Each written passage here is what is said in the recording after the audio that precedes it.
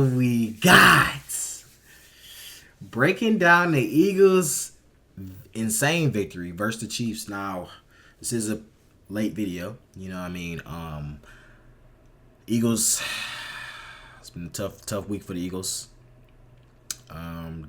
Got spanked by the 49ers. So, you know what? I'm like, y'all like the last breaking down video of the Eagles. I'm like, you know, instead of reacting to something negative, let's react to something positive, all right? The Eagles win over the Chiefs. This is a great game. You know what I'm saying? So, y'all say I like the last breaking down video. So, we got this. You know what I'm saying? I know. It's late and, you know, y'all still kind of hurt and sick to y'all stomach. I know some Eagles fans probably not been eating. Y'all probably can't eat this week, can y'all? They probably, some Eagles fans so hurt, they probably starved themselves this week. I understand, bro. I'm sorry. But let's just think on the positive, all right? Just a positive video, okay? No Eagle slander, okay? If you want more videos like this, hit that like button and subscribe button. The two best teams in the NFL went head-to-head on Monday night, and these were the 5 plays that led to the Eagles coming out on top. Let's start with number 5. That's the crucial interception in the red zone from Eagles safety Kevin Byard, his first as an Eagle. Now, to set this play up, we first have to talk about how the bye week was really beneficial for a player like Byard, who came to the team mid-season at the trade deadline from the Tennessee Titans, just having an extra week to prepare, get used to the system, understand the verbiage, understand working alongside his teammates. Crucial. Nah, think about it though. It's actually kind of crazy if you really, like, truly, honestly think about it. You have to literally get traded, and sometimes you don't even know if you're getting traded, right? I think sometimes you can not even know. And yeah, you don't know, because I remember seeing a video of somebody who was on the Jets, and somebody was recording him and stuff like that, and he tried to swipe his card in to get inside the Eagles or the Jets practice facility, and his card didn't work. His car was basically declined. Like, no, you know what I'm saying? The doors wouldn't unlock. So that makes sense. Like, you literally can get traded or cut at any time. So you get cut or no, you get traded to a different team. Now you gotta completely learn a whole new playbook. And most of y'all probably never even seen or heard about playbooks, bro. Playbooks are hard to learn. You have to literally research and like retain information, a lot of information, soaking a lot of information at once. You know what I'm saying? Especially being in the NFL. Think about how much plays they gotta know.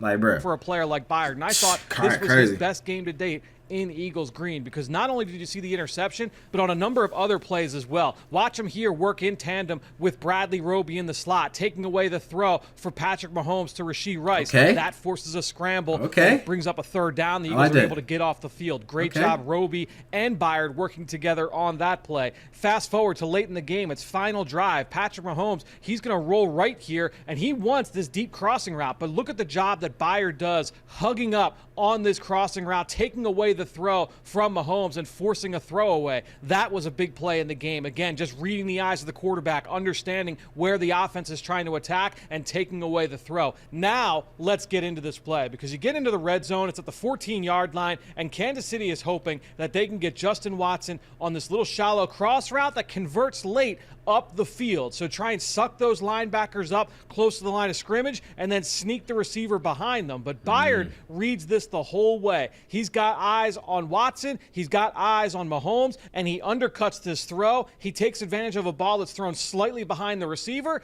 and he comes away with a crucial interception in the end zone. Keeps points off the board. One of 2 turnovers for the Eagles in the red zone that helped keep the Chiefs. You got to think about it, bro. Picking off Patrick Mahomes is not just something that's just easy.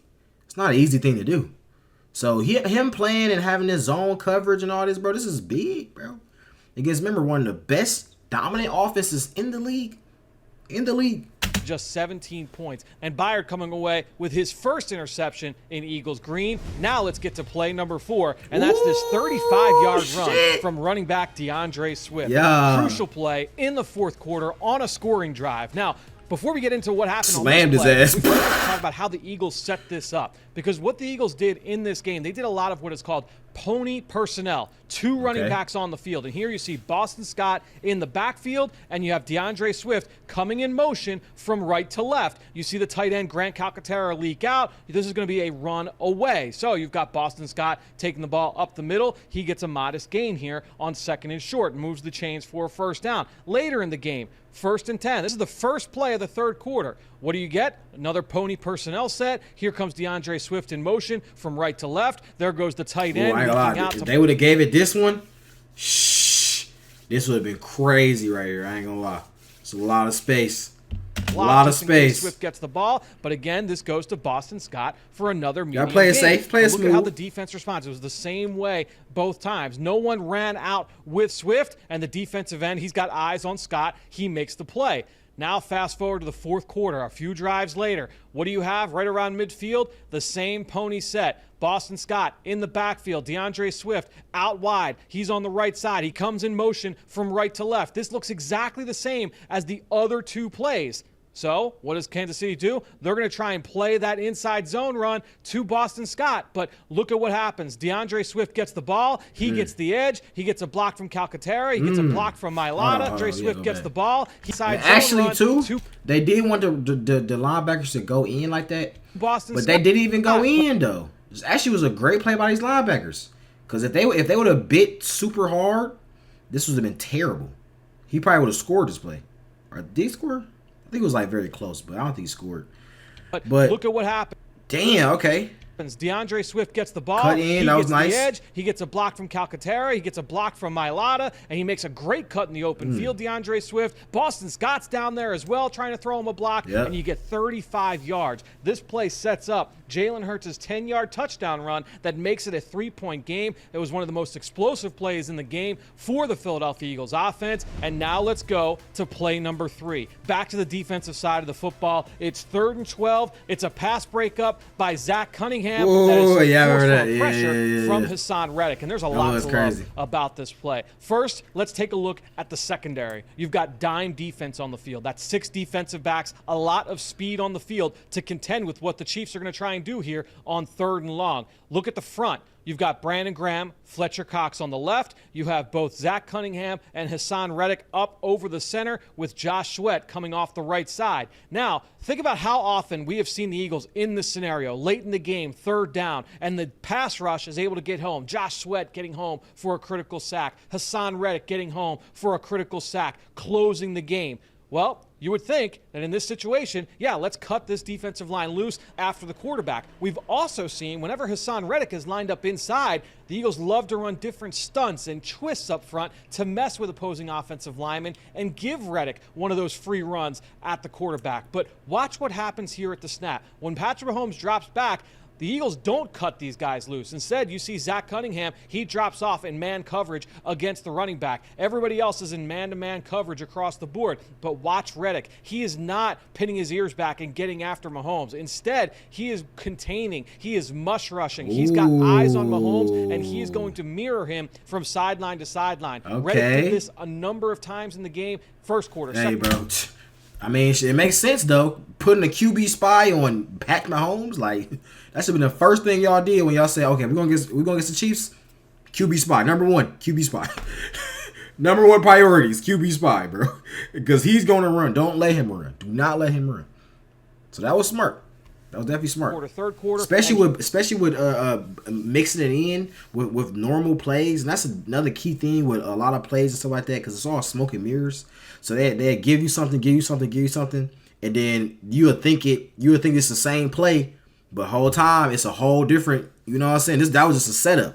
So I love how we having plays like that. Critical down and distance, a critical moment in this game. Reddick is spying Patrick Mahomes. Mahomes breaks the pocket to his left, and watch number 7 close. He forces an incompletion. Zack Cunningham gets a hand on the football, and the Eagles get off the field. This is as they are protecting that 4-point lead late in the game. So a big stop there from the Eagles defense. I love the curveball from Sean Desai and this defensive staff. A great way to use one of the best pass rushers in football. And now we get to play number 2, and that's this 41-yard completion from Jaylen Herz to Devonta Smith. It's 1st and 10. The Eagles have just crossed midfield, and they have what is called 10 personnel out in the field. 10 personnel, 1 back, no tight ends. Remember, Dallas Goedert hurt in this game. So you've got 4 receivers out on the field. And from top to bottom, you've got Julio Jones, Olamide Zaccheaus, DeVonta Smith, and A.J. Brown, with Kenny Gainwell in the backfield. Now, as Jaylen Herz is sitting there in the shotgun, he surveys the defense, and he takes a look at what he's got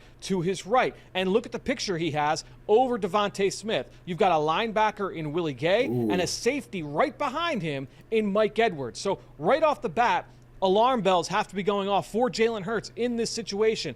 This is probably not going to be a double team on DeVonta Smith. This linebacker, Willie Gay, he is most likely going to be blitzing on this play, and that will mean that it is one-on-one coverage, DeVonta Smith on a safety. And Nick Sirianni talked about this in his post-game press conference, that Jaylen Herz, he's got the ability to make these checks. That is a part of the structure of the Eagles' offense to give Jaylen Herz that freedom, and he takes advantage of that freedom here on this play. He calls for a slot fade from DeVonta Smith, knowing that he is one-on-one with a safety, and that is a matchup you were going to take 10 times out of 10, because Jaylen Herz drops back. He takes a peek to the left just to make sure that that safety stays in the middle of the field, and when he hits the top of his drop, he is going to cut this loose. A beautiful ball right into the breadbasket of DeVonta Smith. He catches it at the 1-yard line, and Jaylen Herz takes a brotherly shove into the end zone on the very next play. This is the go-ahead touchdown, a critical play from Jaylen Herz, where he wins with his mind and then with his arm. A beautiful read, a beautiful ball, and it leads to an Eagles touchdown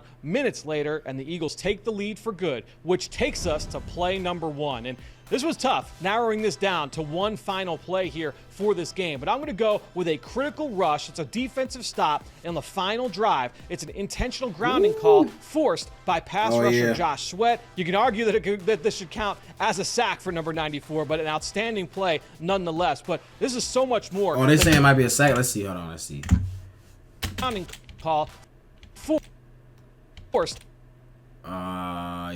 He threw it. By pass rusher. Patrick Mahomes too damn athletic, bro. You're not getting him. You're not letting him fall down by the time he throw the ball, bro. He gonna find a way. He gonna break every muscle in his body, every bone in his body, just so he can throw that ball. You know what I'm saying? He would get literally folded the other way like a pretzel, and still find a way to throw it 50 yards down the field. You can argue that this should count as a sack for number 94, but an outstanding play nonetheless. But this is so much more than just a great rush from Josh Sweat, because this is a full team effort, and it's something that was honestly set up throughout the course of the football game, because in critical moments, critical down and distance, especially on third down, we saw a lot of creative double teams from the Eagles on tight end Travis Kelce. You know, on third down, scramble situations, red zone, he is the primary target getter for Patrick Mahomes. So the Eagles had to have a plan for how they are going to deal with him. First play we're going to look at, it's early on in the second quarter. It's 3rd and 8, and look at what the Eagles do. You've got both safeties here, Kevin Byard and Reid Blankenship, double teaming Travis Kelce. When Patrick Mahomes drops back, he takes a peek over there and sees, you know what, I don't have Kelce on this play. I've got to step up, and Jalen Carter is able to trip him up. The Eagles defense gets off the field. The Eagles did this a number of times in the game. They were able to rotate in and out of different double teams on Travis Kelce, and it was always different combinations of who it was that was on him. You also had some one-on-one battles with different body types going up against Travis Kelce, and at times they were able to even fake a double team. Early in the fourth quarter, it's 3rd and 4. Travis Kelce goes in motion, and you see Zack Cunningham and Kevin Byard both walk out with them. If you're Patrick Mahomes, you think, there's the double team. These two players are going to double Travis Kelce here off the ball. That means I'm not looking towards Travis Kelce. Let me instead work my other matchup in the middle of the field, because I've got Justin Watson one-on-one against a linebacker, Nicholas Morrow, with no help. Because if Zack Cunningham is helping to double Kelce, that means this middle of the field is wide open. Not only could this be a first down, but this could be a long play for a catch and run. But the Eagles baited Patrick Mahomes into this, because it is not an actual double team on Travis Kelce. Look at the snap. When Mahomes catches the football, Zack Cunningham's eyes go directly to the quarterback. He is not looking. And then look at Patrick Mahomes. He didn't even look at Travis no more. He didn't even look his way. He literally caught the ball and looked just like this. Just right to his left. But the Eagles baited Patrick Mahomes into this. That's because it crazy. is not an actual double team on Travis Kelce. Look at the snap. When Mahomes catches the football, Zack Cunningham's eyes go directly to the quarterback. He is not looking at Travis Kelce. He instead is a hole player in the middle of the field underneath. He wants this ball to go to the wide receiver, Justin Watson. He breaks on it, and Watson, he feels the footsteps coming. He hears Zack Cunningham. The ball goes right through his hands, and the Eagles get off the field. A critical third down stop there from the Eagles defense. Outstanding job baiting Mahomes into that throw, taking him away from Travis Kelce, showing the double team, actually taking it away, and then the Eagles are able to, again, make the stop. Now, let's go to the play that I want to break down because it's 3rd and 10. It's under 2 minutes remaining. Patrick Mahomes drops back, and what does he get? He's got a double team on Travis Kelce. You've got, again, Byard and Blankenship. They are bracketing Kelce. He's got no hope. You look on the outside. This double move from the receiver where he's going to fake the over route and come back, that is taken away from Darius Slay. Slay is all over this. Zack Cunningham, he's on the flat route. Patrick Mahomes has nowhere to go with this football. He now has to break the pocket. And then another thing too, everything is happening so fast, bro. It's like I really give so much props to a quarterback to be able to read these plays and stuff like that. They have to read these plays while dodging people trying to tackle them. You know what I'm saying? And everything happening super fast. Somebody might get a good break off the line and they open for only a split second, and then not a cornerback caught back up with them. So in that split second, you gotta throw a perfect ball at them with great accuracy. It's that only the receiver can catch it. It's like, bro, it's so much. You know what I'm saying? I admit it all the time, bro. I could never play quarterback. Same when I played baseball. I could never play pitcher. I never was a person that was like just the main center of the whole operation, really. You know what I mean? Like, so I just give props to quarterbacks anytime, bro, because this looks so hard to do, bro. So hard to do. Hot route. Patrick Mahomes has nowhere to go with this football. He now has to break the pocket and roll to his right, and that's where Sweat gets a hold of him. Now let's just take a look, before we wrap this up, at the end zone angle so you could take a look at the rush, because a number of players were involved here on this play. First one I want you to look at, Fletcher Cox. He's one-on-one with the guard. Kansas City is sliding towards the rookie Jalen Carter, and when you've got Fletcher Cox one-on-one, he's got the ability to penetrate. He doesn't win fast, but he does just enough to flash color inside, and that, combined with the coverage on the back end, forces Mahomes to bail. Then you've got Hassan Reddick there. He forces Mahomes to retreat a little bit. This angle now has the bubble in reverse, and that gives Josh Sweat time to be able to get home. Please see how fast all just happened, bro. That was all probably about not even 3 seconds. Honestly, not even 3 fucking seconds, bro. Now has the bubble in reverse, and that gives Josh Sweat time to be able to get home. So you had a great coverage concept, doubling Travis Kelce, good execution from everybody across the board on the back end, the pressure from Fletcher Cox, the rush from Hassan Reddick, and you've got Josh Sweat closing, forcing the sack, intentional grounding. The Eagles get a stop. They win the football game 21-17 on the road, come from behind victory against the defending Super Bowl champs, and these were the 5 critical plays that made it happen. Hey!